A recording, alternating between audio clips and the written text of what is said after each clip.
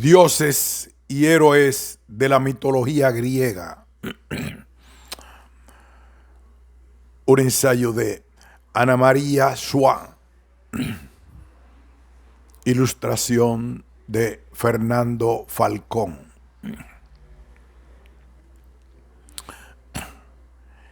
Y otra.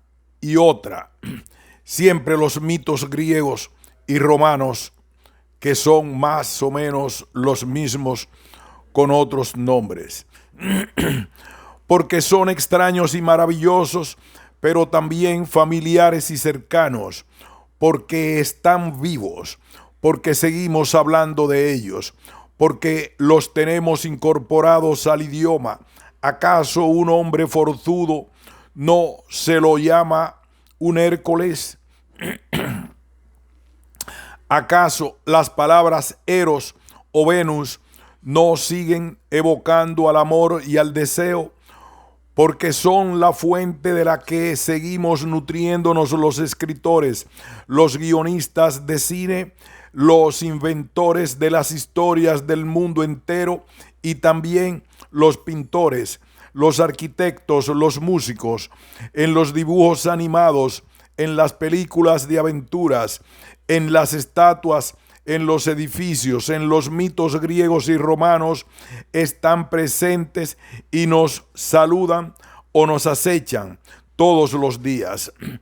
Cada época ha sentido la necesidad de volver a contar a su manera, de acuerdo con su propia sensibilidad, estas historias en las que aparecen concentrarse al mismo tiempo todo el poder de la fantasía y todas las contradicciones de la razón y la sensibilidad humanas. Yo las leí por primera vez en un libro para chicos que estaba muy de moda allá en los años 50 del siglo pasado, El tesoro de la juventud. Y me enamoré para siempre de los héroes y los dioses, pero también de los monstruos con sus múltiples cabezas, su aliento de fuego, sus cabellos de serpiente. Por eso sentí una enorme alegría cuando empecé a leer y estudiar los mitos para tratar de escribirlos una vez más a la manera del siglo XXI. Ojalá haya logrado transmitir a mis lectores una pequeña parte del terror, la emoción y la felicidad que me provocan estas historias extraordinarias. Síganme. Les propongo entrar al más extraño y oscuro de los laberintos, el de la imaginación humana. Ana María Schwa. Así comenzó el universo. Antes de que todas las cosas, en el comienzo de todos los comienzos, solo existía el caos infinito, la confusión y el desorden de lo que no tiene nombre. Y del caos surgió Gea, la madre tierra, enorme, hermosa y temible. Como Gea se sentía muy sola, quiso tener un marido a su medida. Pero ¿quién podía ser tan inmenso como para abrazar a la tierra entera? Ella misma creó entonces el cielo estrellado, que es tan grande como la tierra, y todas las noches la cumbre, extendiéndose sobre ella. Ella misma creó entonces el cielo estrellado, que es tan grande como la tierra, y todas las noches la cubre, extendiéndose sobre ella, y lo llamó Urano. Gea y Urano, es decir, la tierra y el cielo, tuvieron muchos hijos. Primero nacieron 12 titanes, varones y mujeres. Después nacieron 3 cíclopes gigantes con un ojo en medio de la frente. Los cíclopes fueron los dueños del rayo, el relámpago y el trueno. Y finalmente nacieron los 3 hecatónquiros, Y finalmente nacieron los 3 hecatónquiros, monstruos violentos de 50 cabezas y 100 brazos. Urano desconfiaba de sus hijos, temía que uno de ellos lo despojara de su poder sobre el universo, y por eso no les permitía ver la luz. Los mantenía encerrados en las oscuras profundidades de la tierra, es decir, en el vientre de su propia madre. Ese lugar oscuro y terrible se llamaba el Tártaro. Gea, inmensa, pesada, no soportaba ya la tremenda carga de tantos hijos aprisionados dentro de su cuerpo y sufría también por ellos y por su triste destino. Solo ustedes pueden ayudarme, hijos míos, les rogó con esta voz mágica que yo misma fabriqué. Deben enfrentarse a Urano. Ya es hora de que pague por sus maldades. Pero los hijos, aunque eran enormes y poderosos, se sentían pequeños frente a su padre, el inmenso cielo estrellado, y no se atrevían a asomarse fuera de la madre tierra. Solo el joven Cronos, el menor de los titanes, un malvado de mente retorcida, estuvo dispuesto a ayudarla. Pero no fue solo por amor a su madre, sino porque, tal como lo temía Urano, planeaba quedarse con todo el poder. Una noche, cuando Urano, el cielo estrellado, llegó trayendo consigo a la oscuridad y cayó sobre la tierra, envolviéndola en un abrazo, el hijo Cronos le cortó los genitales con la hoz que su madre le había entregado y los arrojó al mar. En ese lugar, rodeada de espuma, nació la más hermosa de las deidades, Afrodita, la diosa de la belleza y el amor. Maldito seas, gritó Urano, enloquecido de dolor. Yo te condeno a que uno de tus propios hijos te destruya como hiciste conmigo.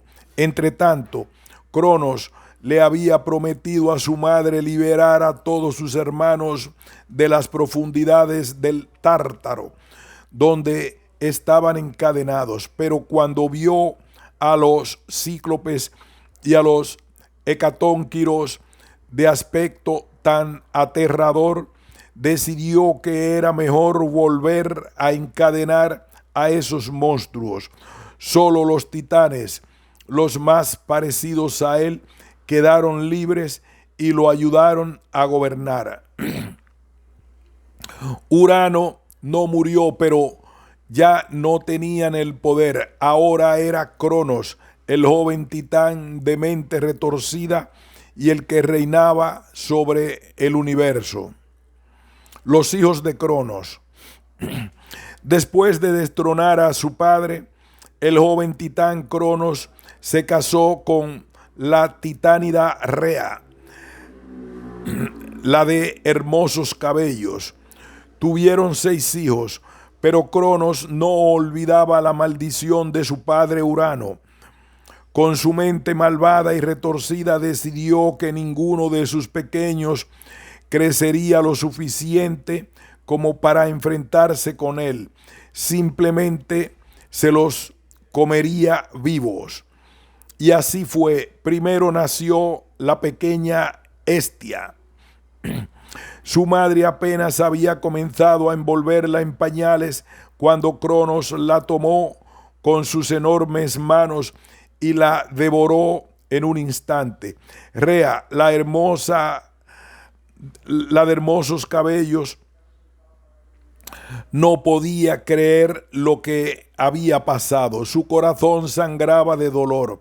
Uno por uno, Cronos fue devorando a sus hijos. Demeter, Hera, Hades, Poseidón.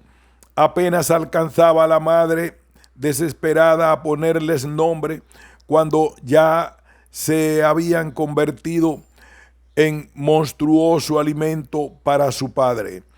Rea estaba en su sexto embarazo cuando pidió ayuda a su madre Gea para salvar a ese bebé.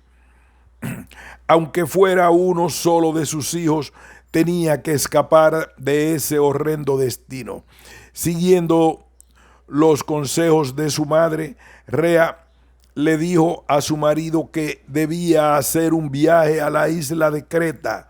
Allí, en medio de un bosque espeso, había una profunda caverna donde se ocultó la titánida para parir a Zeus, el menor de los hijos.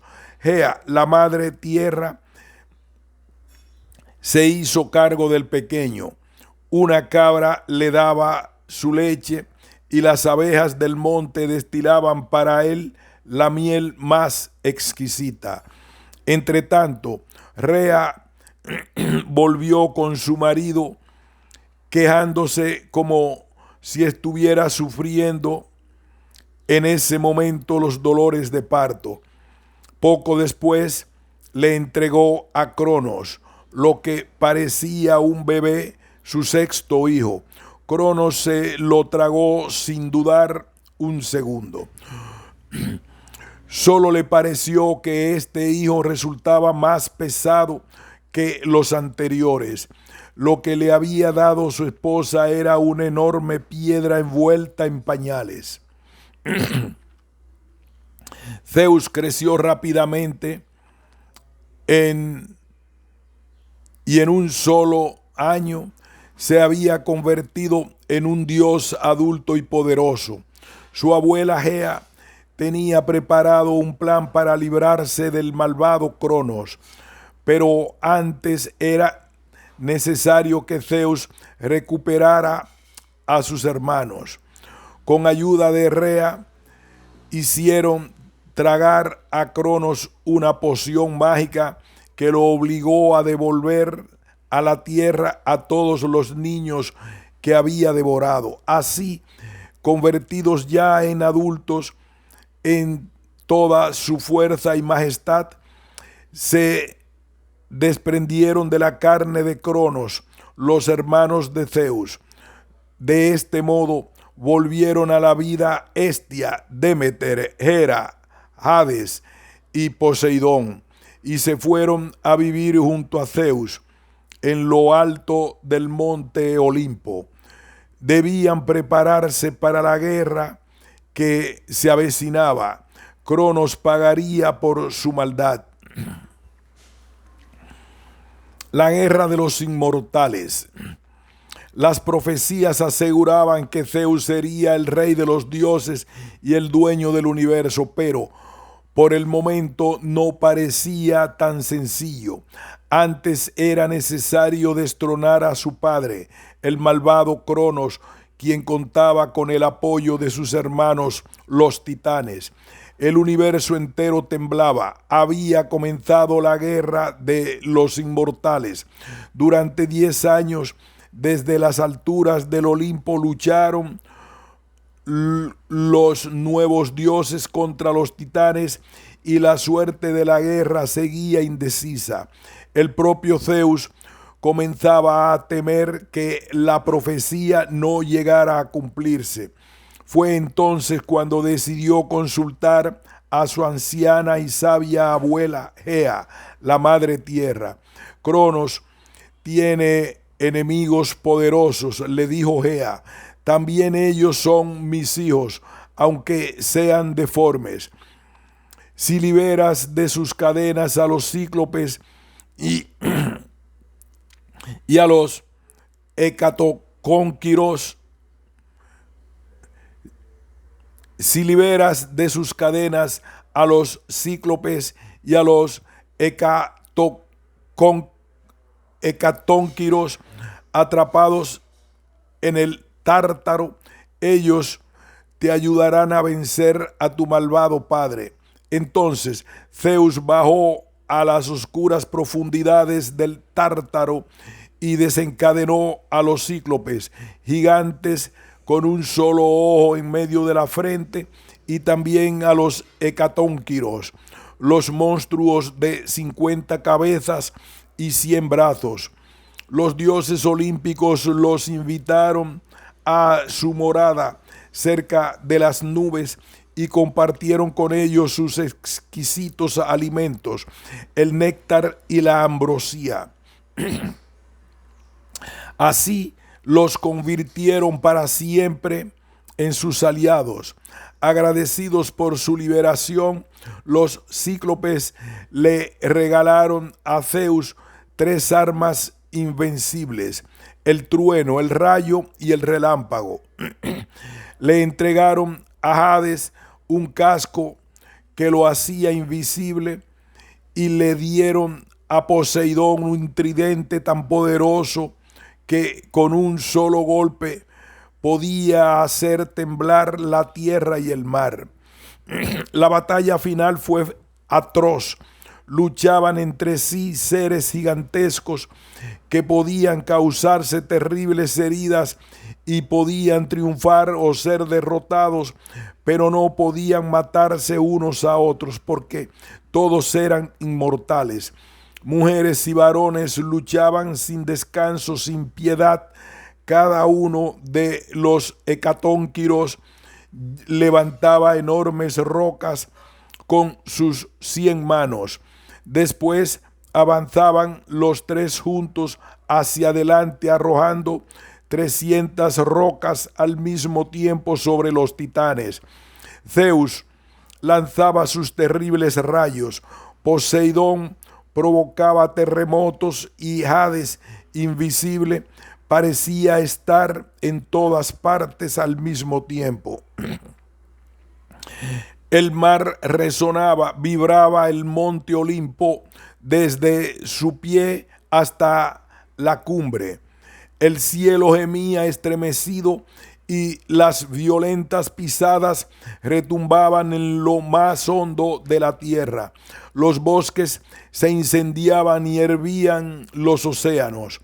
Cegados por la violenta luz de los rayos y la humareda que se levantaba de los incendios, semienterrados por la lluvia de enormes piedras, los titanes fueron vencidos por fin. Zeus los condenó a ser encadenados en el Tártaro, donde los hecatónquiros se convirtieron en sus guardianes. Si un yunque de bronce bajara desde la superficie de la tierra durante 9 noches, con sus días, el 10º día llegaría al Tártaro, tan profundo en ese abismo, horrendo incluso para los dioses inmortales. Victoriosos, los dioses decidieron repartirse el poder. Para evitar más luchas, hicieron un sorteo. A Zeus le tocó el cielo, Poseidón obtuvo dominio sobre el mar y Hades se adueñó del mundo subterráneo. Pero Zeus, el rey de los dioses, gobernó además sobre todos los mortales y los inmortales. Y sin embargo, el universo no estaba en paz. Gea, la tierra, se revolvía furiosa. ¿Cómo se había atrevido su nieto, el soberbio Zeus, a encerrar a sus propios tíos en el Tártaro? Como madre de los titanes, Gea no podía permitir que los nuevos dioses gobernaran el universo. Por el momento, los olímpicos habían triunfado, pero Gea meditaba su venganza. Tifón, el horror. Gea, la tierra, estaba enfurecida contra Zeus y los olímpicos. Para vengar a sus hijos, los titanes, cuidaba y alimentaba desde hacía siglos a Tifón, el horror absoluto. La diosa Hera, esposa de Zeus, siempre estaba celosa de su marido, con buenas razones. No le costó mucho a Gea convencerla de que Zeus se había portado mal con ella una vez más. Loca de celos, Hera fue a ver a Cronos, el titán de mente malvada y retorcida, que estaba encadenado en el Tártaro, y le pidió ayuda. Cronos, que odiaba a su hijo Zeus, le entregó a Hera los huevos que debían enterrarse juntos. Una sola criatura nacerá de los dos, dijo con voz torva, un demonio capaz de vengarte. Así nació Tifón, que no era un ser humano, ni un dios, ni una fiera. Hera se asustó al verlo, pero Gea se lo llevó con ella para criarlo y prepararlo para enfrentar a los olímpicos. Era el monstruo de los monstruos, tan alto que su cabeza rozaba las estrellas. Cuando abría los brazos, una mano llegaba hasta el extremo este y la otra hasta el oeste mismo. En lugar de dedos, tenía 100 cabezas de dragón. De la cintura para abajo estaba hecho de víboras que a veces se alzaban silbando hasta su cabeza humana. Tenían el cuerpo alado y despedía llamas por los ojos. Y por fin, cuando Tifón alcanzó toda su fuerza y su poder, Gea decidió que había llegado el momento de lanzarlo contra sus enemigos. Los propios dioses se aterraron cuando vieron este monstruo inmenso alzarse sobre el Olimpo. Las víboras silbaban y las cabezas de dragón rugían, todas en vez. Las víboras silbaban y las cabezas de dragón rugían, todas a la vez, con el estruendo de un ejército de gigantes. Hera estaba arrepentida, pero ya era tarde. Al ver que atacaba el Olimpo, los dioses huyeron hacia Egipto, donde se convirtieron en animales para no ser descubiertos. Solo Zeus y su hija Atenea, la diosa de la sabiduría y de la guerra, se atrevieron a enfrentarlo. Zeus trató de fulminar a Tifón desde lejos con sus rayos, pero fracasó y finalmente se vio obligado a luchar cuerpo a cuerpo con su hoz de acero, la misma que había usado su padre Cronos contra Urano. Consiguió herirlo, pero las fuerzas del monstruo eran casi infinitas. En un ataque violento y veloz, Tifón enroscó sus víboras en las piernas de Zeus y lo hizo caer, arrancándole el arma de las manos, y con su misma hoz hirió al dios, cortándole los tendones, los brazos y las piernas. No era posible matar a Zeus, pero así, inmovilizado, se había vuelto completamente inofensivo. Tifón se lo cargó a la espalda y lo llevó hasta una gruta, donde terminó de arrancarle músculos y tendones y lo dejó enterrado. Envolvió los músculos y tendones del dios en una bolsa hecha de piel de oso y la puso al cuidado de su hermana, la dragona Delfina, una horrenda criatura mitad mujer y mitad reptil. Solo Hermes, el dios de los ladrones, podía haber engañado a Delfina, y así fue. En secreto, silenciosamente, se acercó con su hijo Pan hasta la guarida de la dragona. Con su flauta mágica, Pan tocó una canción adormecedora. La enorme cabeza de Delfina comenzó a balancearse de sueño y sus ojos se cerraron. Mientras su hijo seguía tocando sin descanso, Hermes le robó a la dragona. Hermes le robó a la dragona la bolsa de piel de oso. Más tarde, entre los dos consiguieron devolverle a Zeus las fuerzas, colocando músculos y tendones en su lugar.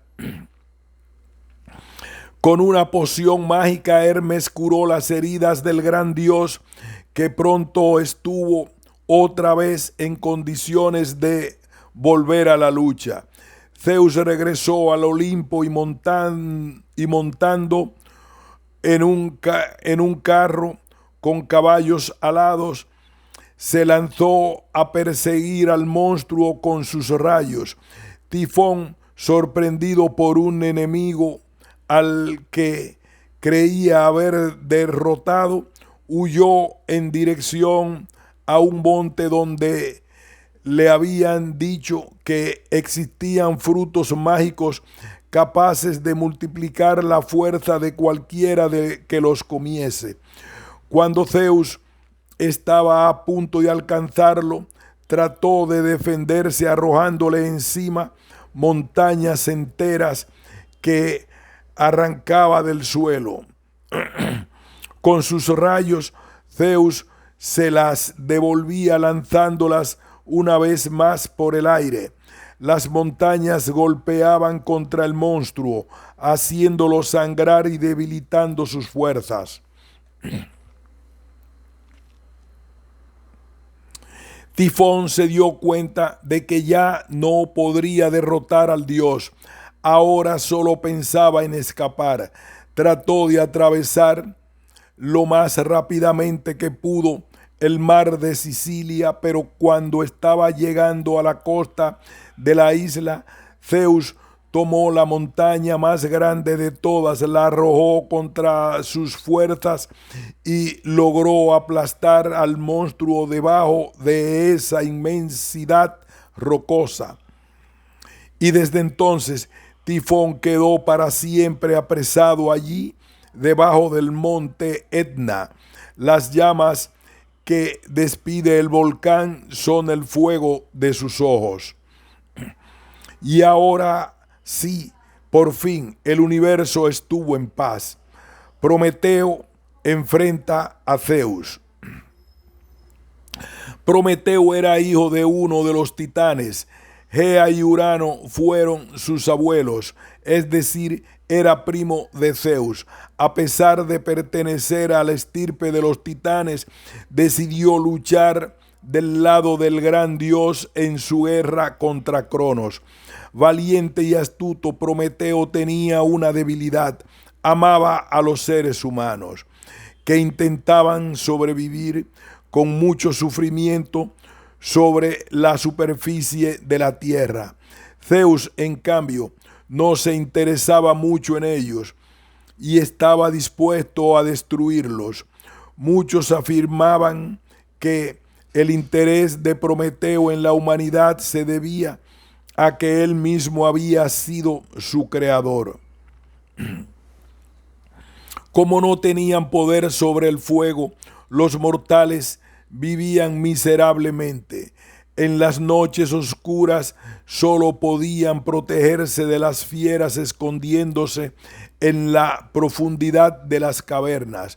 No podían trabajar los metales para fabricar armas o herramientas y tenían que contentarse con lo que lograran hacer tallando piedras. Comían sus alimentos crudos y vivían casi como animales. Poco podía su inteligencia sin el fuego que Zeus le negaba.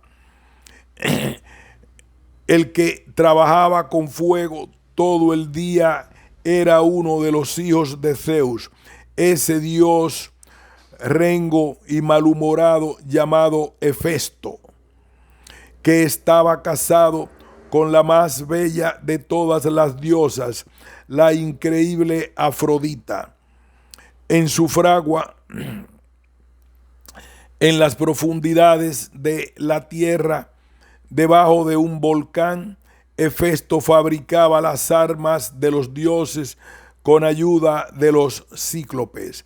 Prometeo, utilizando su ingenio, se acercó a la fragua de Hefesto para conversar amablemente con el dios, y en una distracción consiguió robar un poco del fuego, unas cuantas brasas encendidas que escondió en el interior de una caña hueca.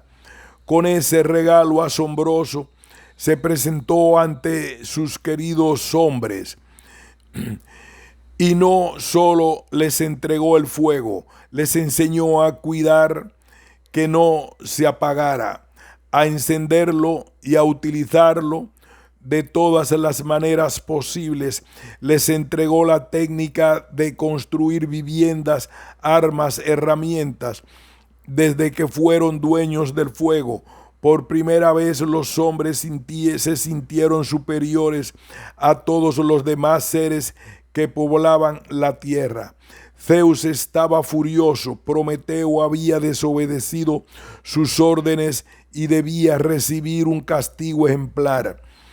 Con cadenas de acero lo sujetó a una roca en el Cáucaso y envió a una águila monstruosa a devorarle el hígado, para que el castigo fuera terrible y eterno.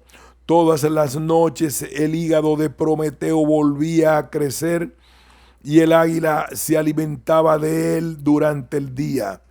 Zeus juró por lo más sagrado que jamás desataría a Prometeo de la roca. Pasaron años, siglos o milenios, nadie lo sabe. Mucho tiempo después, Heracles, un hombre hijo de Zeus, pasó por allí en su camino al jardín de las Hespérides. Heracles mató a flechazo al águila que lo atormentaba y rompió sus cadenas. Prometeo, agradecido, lo ayudó con sus consejos. Zeus quería mucho a su hijo Heracles y a pesar de todo estaba orgulloso de su hazaña. Pero ¿cómo podía permitir que Prometeo quedara libre sin romper su juramento? Con una gran idea hizo que Hefesto fabricara un anillo con el acero de la cadena, que engarzara en él un trozo de la roca a la que Prometeo había estado atado, y lo hizo jurar que jamás se quitaría ese anillo. Así Prometeo quedó libre para siempre y al mismo tiempo para siempre encadenado a la roca del Cáucaso. La caja de Pandora. Los hombres tenían el fuego que Prometeo había robado para ellos. Ahora vivían libres de todo mal. No sufrían el cansancio ni el dolor de las enfermedades. Se habían vuelto altaneros y peligrosos. Para mantener el orden en el universo, Zeus debía dejar bien clara la diferencia entre hombres y dioses. Les haré un regalo maldito, rugió Zeus. Había llegado el momento de crear a la mujer. La llamó Pandora y todos los dioses participaron en su creación. Con arcilla y agua, Hefesto modeló un bellísimo cuerpo parecido al de las diosas inmortales. Atenea, la diosa de la sabiduría, le enseñó las labores femeninas, sobre todo a hilar y tejer hermosas telas. Afrodita, la diosa del amor, le otorgó gracia y atractivo, y Hermes, el dios de los ladrones y mensajero de los dioses, le enseñó a mentir. Entonces Pandora fue entregada por los dioses a Epimeteo. Junto con la mujer le regalaron una bonita vasija de cerámica trabajada con bajorrelieves. Antes de ser encadenado en el Cáucaso, Prometeo les había advertido a los hombres que jamás aceptaran un regalo de Zeus, porque el gran dios estaba tramando una cruel venganza contra ellos. Pero cuando Epimeteo vio a Pandora, simplemente no se pudo resistir. La amó inmediatamente. No podía ser este el regalo envenenado de los dioses. En todo caso, lo importante era no abrir jamás la vajilla. Allí debía estar el peligro. Epimeteo le hizo jurar a Pandora que jamás abriría la vajilla, pero apenas la dejó sola por primera vez, Pandora no pudo resistir la curiosidad. Un regalo de los dioses debía ser algo maravilloso. No hacía falta destapar la vasija, no tenía por qué romper su promesa. Solo levantaría un poquito la tapa para mirar adentro. Pandora corrió apenas menos de un dedo la tapa de la maldita vasija y fue suficiente. En un enjambre horrible, oscuro, escaparon de allí todos los males que torturan a la humanidad. Como moscardones negros y pesados, echaron a volar el dolor, la vejez, el cansancio, la enfermedad y la muerte. Aterrada, Pandora cerró inmediatamente la vasija y algo, a pesar de todo, alcanzó a encerrar en su interior. ¿Qué era? Se percibían golpecitos tan suaves como si los dieran las alas de una mariposa. Pandora levantó un poquito la tapa para mirar y vio un maravilloso brillo dorado. Entonces ya no tuvo miedo y abriendo del todo, dejó volar a la hermosa, engañosa esperanza que nadie sabe si es un bien o es un mal. Pandora levantó un poquito la tapa para mirar y vio un maravilloso brillo dorado. Entonces ya no tuvo miedo y abriendo del todo, dejó volar a la hermosa, engañosa esperanza que nadie sabe si es un bien o es un mal. Por culpa de la ciega esperanza, los seres humanos soportan todo el mal que los hace sufrir sobre la tierra. Gracias a ella son felices, a veces a pesar de todo. Deucalión y Pirra, los sobrevivientes del diluvio. Los inmortales estaban indignados. Los hombres que habían sido creados para servir y honrar a sus dioses se habían convertido en una raza impía. Dejaban abandonados los templos y los altares, ya no hacían sacrificios y el delicioso humo de las reses asadas no ascendía hasta el Olimpo. ¿Qué sentido tenía que existieran sobre la tierra?, se preguntaban. Ninguno, decidió Zeus. Había que exterminar de una vez por todas a esa raza inútil y maldita. La humanidad no servía para nada y debía ser destruida. Hubiera sido sencillo usar sus rayos para fulminarla.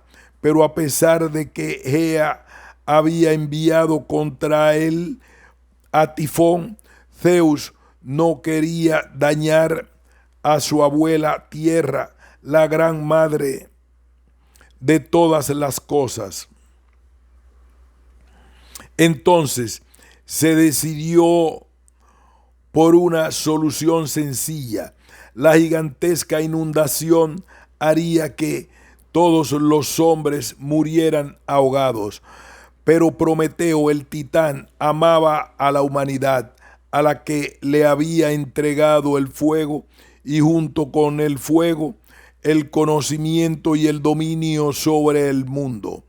Tenía un hijo mortal, Deucalión, el rey de Tesalia, que estaba casado con Pirra, la hija de Epimeteo, y de la primera mujer mortal, la bella y temible Pandora. Entre todos los seres humanos, Deucalión y Pirra eran los únicos que podían ser llamados realmente justos, buenos, sabios y sobre todo obedientes y temerosos de los dioses. Visitaban los templos, hacían sacrificios, honraban y reverenciaban a los olímpicos de todas las maneras posibles. Prometeo les rogó a Zeus por la vida de su hijo y su nuera, y a través de ellos de toda la humanidad. Y el gran Dios de los dioses aceptó que se les permitiera construir una arca, un gran cofre que flotaría sobre las aguas y les daría la posibilidad de sobrevivir. Entonces Zeus desató todo su poder en una tormenta que no tuvo igual sobre la tierra. Dejó encerrados a los vientos secos y liberó a todos los vientos húmedos. Lanzó rayos y relámpagos que destrozaron las nubes y las convirtieron en un diluvio incesante. La lluvia era tremenda, aterradora, brutal y parecía eterna. En ayuda de su hermano Poseidón, convocó a las mareas para que el agua de los océanos que desbordara sobre la tierra. Los dioses de los ríos los hicieron crecer y salirse de sus cauces, alimentados por la lluvia.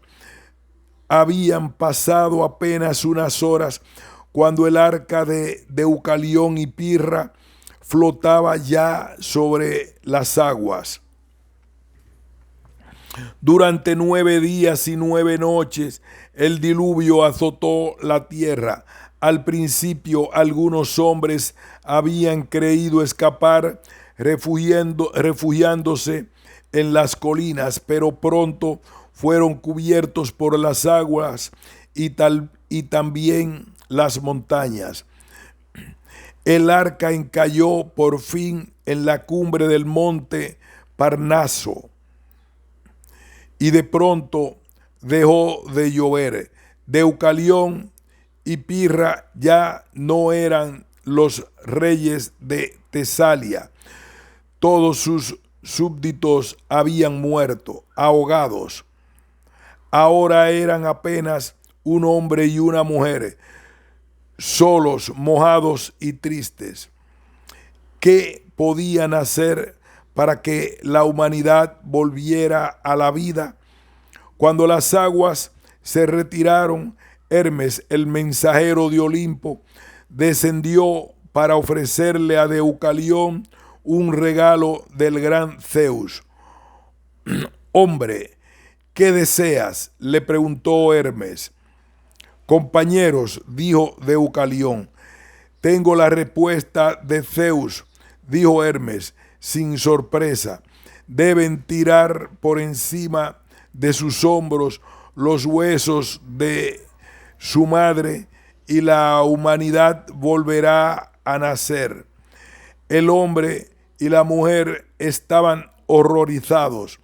¿Cómo vamos a arrojar los huesos de nuestras madres? Preguntó Pirra.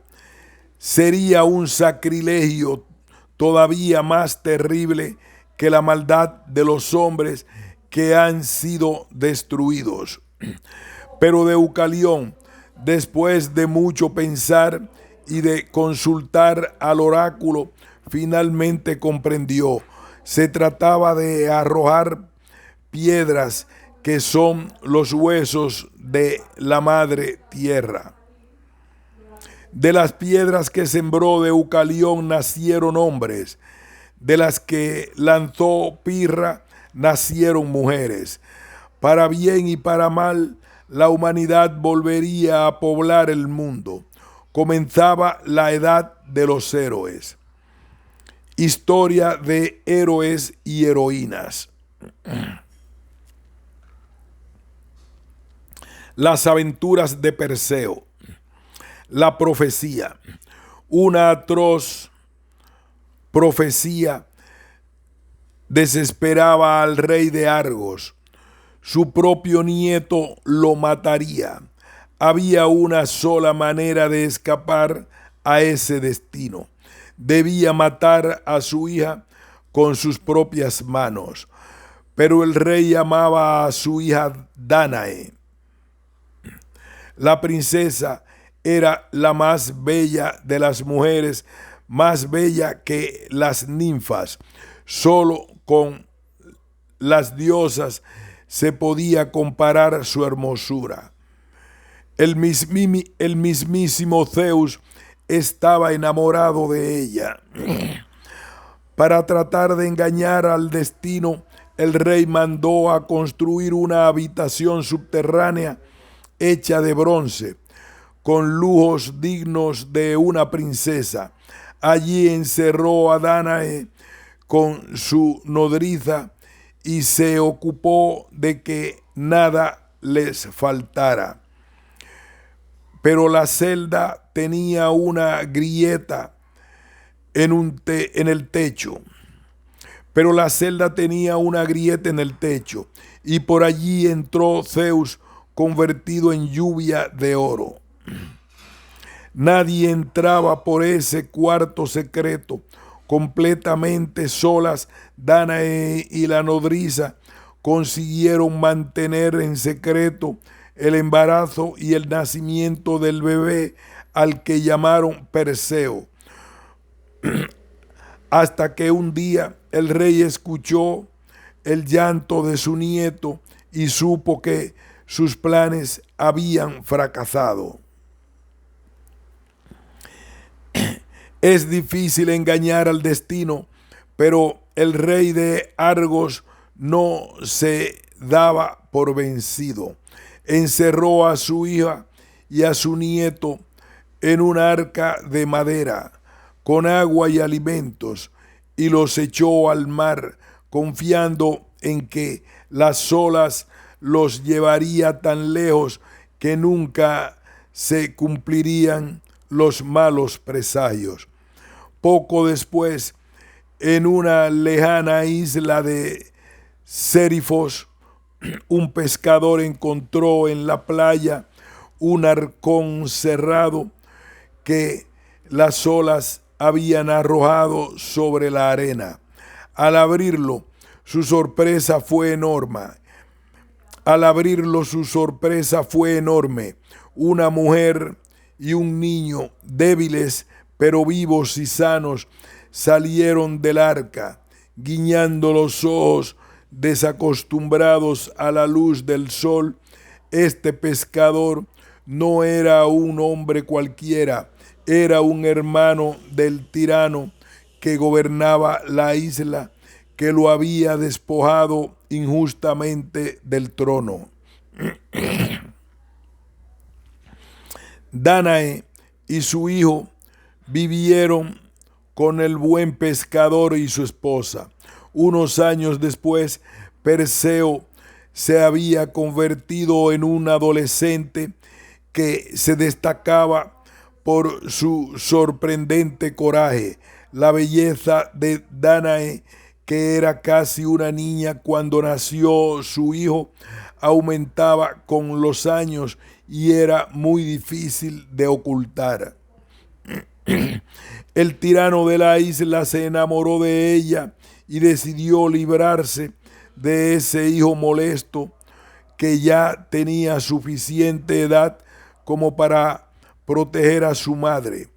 Para eso, cierto día invitó a todos los nobles de la isla a un banquete. Perseo, cuyo origen notable era evidente en su apostura y sus modales, estaba también allí.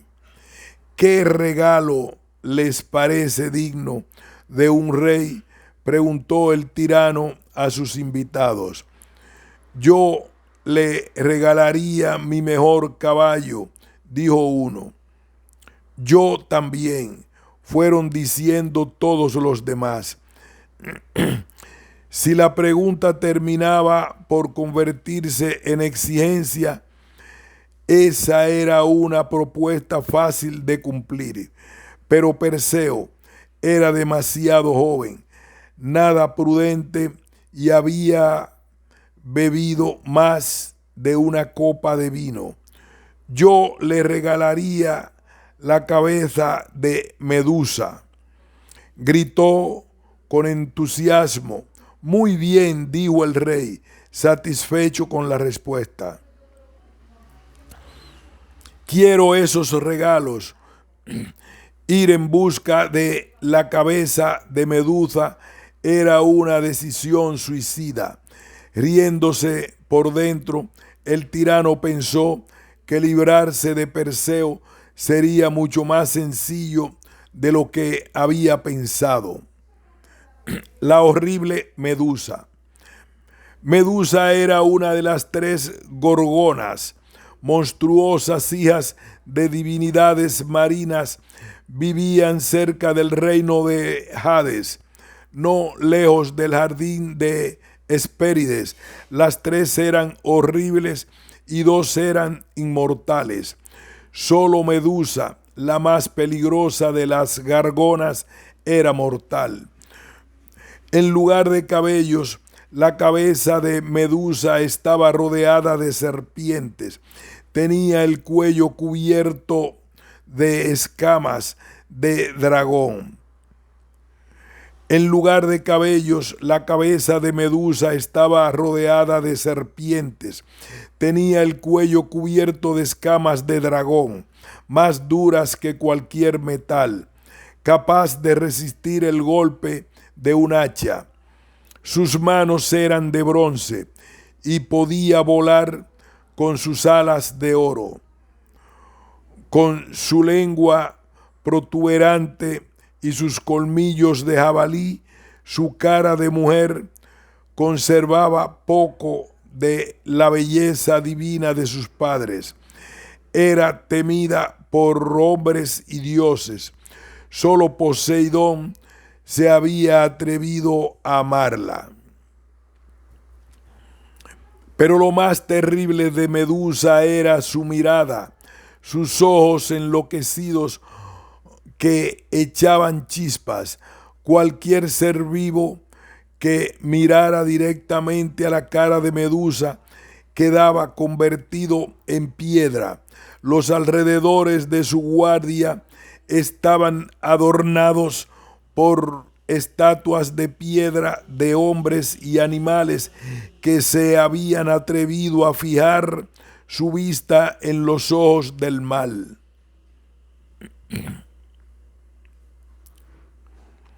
Contra este monstruo tendría que luchar el joven Perseo. Las armas de Hermes y Atenea.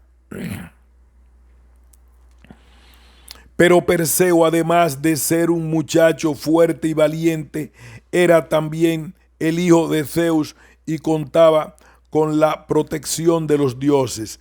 Apenas se puso en camino, vio venir a su encuentro a un hombre que llevaba un casco alado, sandalias aladas y una varita de oro con alas en un extremo.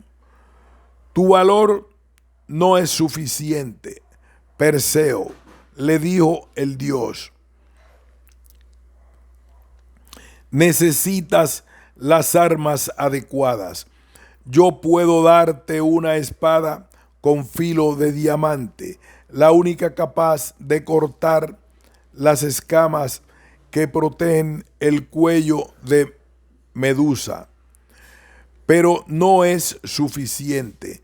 La diosa Atenea apareció entonces ante ellos en toda su majestad y le entregó a Perseo un escudo de bronce pulido de tal manera que reflejaba todo como un espejo. Y yo te daré mi escudo. Perseo, cuando luches contra Medusa, no debes mirarla a la cara jamás. Mirarás solamente a su reflejo en este escudo. Pero no es suficiente. Para conseguir todo lo que te hace falta, tendrás que consultar a las ninfas del norte, le dijo Hermes, y ni siquiera yo sé dónde viven. Solo lo saben las tres grallas. La lucha contra Medusa. Las tres grallas eran hermanas de las Gorgonas. Vivían siempre en penumbra, en una región donde no era ni de día ni de noche. En esa media luz las encontró Perseo. Las estudió desde lejos, siguiendo los consejos de Hermes. Las grallas eran tres mujeres viejísimas, arrugadas y consumidas. Entre las tres tenían un solo ojo y un solo diente, y se los iban pasando por turno cada vez que necesitaban usarlos. Había un solo momento en el que ninguna de las tres podía ver, cuando una se sacaba el ojo de la frente para pasárselo a la otra. En ese instante de debilidad, Perseo se lanzó contra ellas y les quitó el ojo y el diente. No los devolveré hasta que no me digan dónde viven las ninfas del norte. Pero cuando las grallas le indicaron el camino, el héroe no les devolvió enseguida el ojo y el diente, porque sabía que, como hermanas de las Gorgonas, podían avisarles que estaba en su busca. Las ninfas del norte lo ayudaron sin condiciones, porque sabían que ese era el deseo de los dioses. Le entregaron tres objetos mágicos: unas sandalias aladas que le servirían para llegar hasta la isla de las Gorgonas y para luchar desde el aire; una bolsa mágica que le servía para guardar la cabeza de Medusa, cuya mirada seguiría siendo fatal aún después de muerta; y el casco de Hades, regalo de los cíclopes, capaz de volver invisible a quien lo usara. Gracias a las sandalias voladoras, Perseo llegó rápidamente a su destino. Las tres Gorgonas estaban dormidas, pero Medusa se despertó y lanzó la mirada de sus ojos feroces contra la joven héroe. Perseo no le devolvió la mirada. Luchaban guiándose por el reflejo de la imagen de su enemiga en el escudo. Desde el aire se lanzó contra ella y con un solo tajo de su espada de diamante le cortó la cabeza, tomando con repugnancia esta cabeza llena de serpientes vivas que seguían moviéndose y silbando. La metió sin mirarla dentro de la bolsa y huyó para no tener que enfrentarse con las otras gorgonas. Las hermanas de Medusa quisieron vengarse, pero no pudieron perseguirlo porque gracias al casco de Hades, Perseo se había vuelto invisible.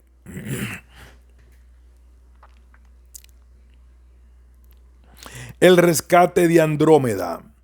Perseo voló por encima del mundo.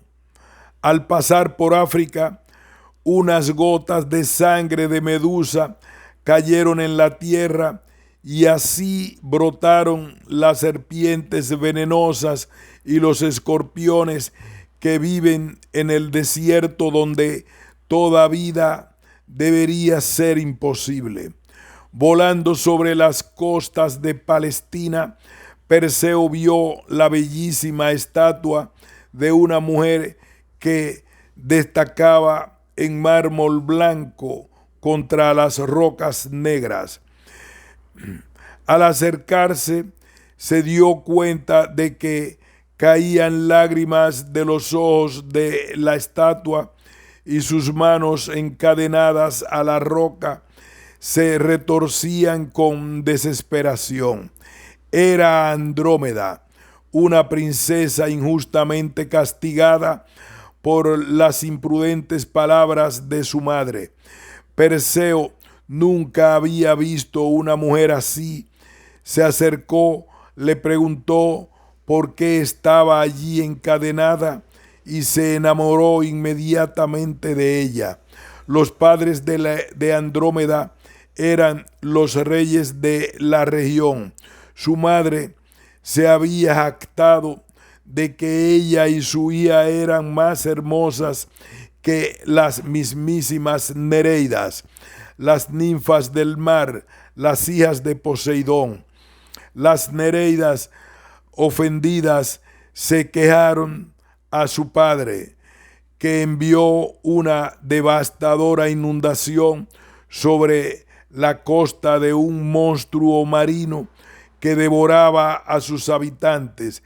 Cuando los reyes desesperados consultaron al oráculo, la respuesta fue terrible.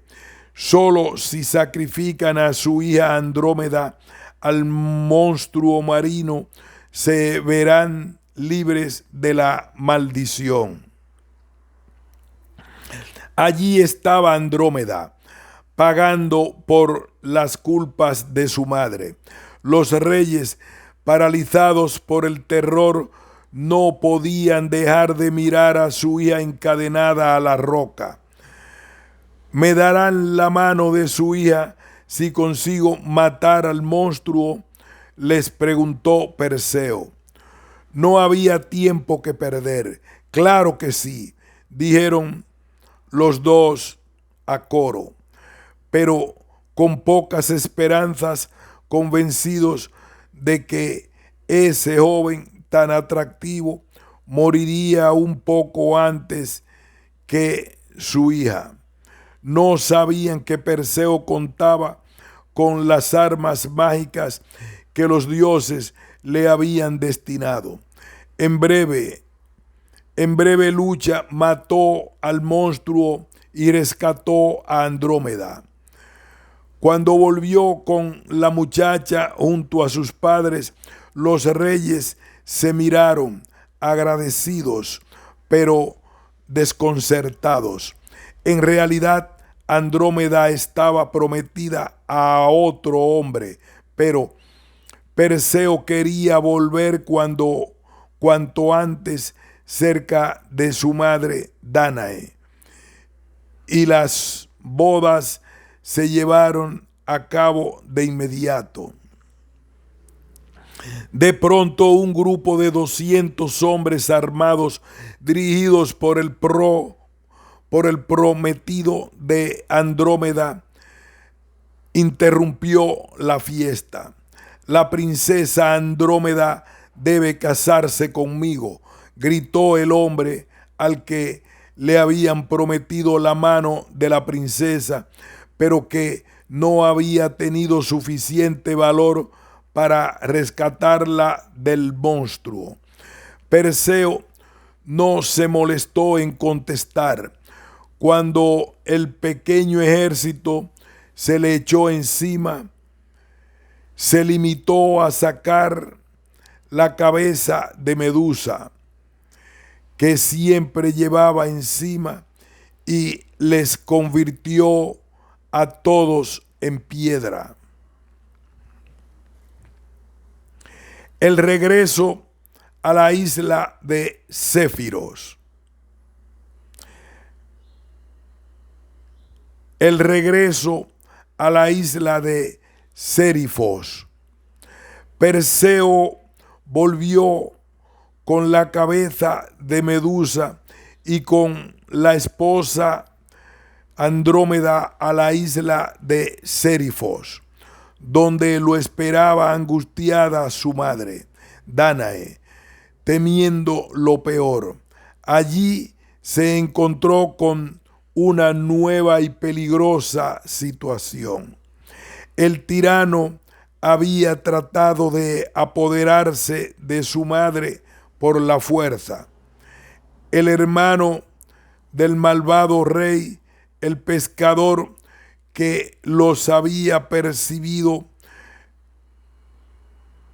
el hermano del malvado rey, el pescador que los había recibido en su casa y había criado a Perseo como un padre, había ayudado a Dánae a escapar, y los dos estaban refugiados en un templo. El joven héroe debía cumplir con el regalo prometido y estaba ansioso por hacerlo. En cuanto supo las noticias, sin dudar, sin detenerse, se presentó en la sala de banquetes del palacio, donde el tirano estaba divirtiéndose con sus amigos. Veo que llega el valiente jovencito que ofrece regalos imposibles. ¿Qué me habrá traído?, comentó el rey en tono de burla.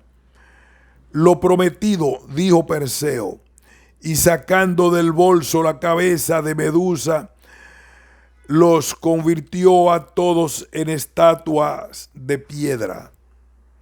Después nombró rey a su querido pescador, para alegría de todos los habitantes de la isla, que por fin tendrían un gobernante bueno y justo. Había llegado el momento de devolver los objetos mágicos que lo ayudaron a cumplir su hazaña. Hermes llevó a las ninfas del norte el casco de Hades, las sandalias voladoras y la bolsa mágica. Atenea tomó la cabeza de Medusa y la colocó para siempre en el centro de su escudo de guerra. Aquí hacemos una pausa. Continuaremos con esta interesantísima narración con el próximo título: Perseo y su abuelo.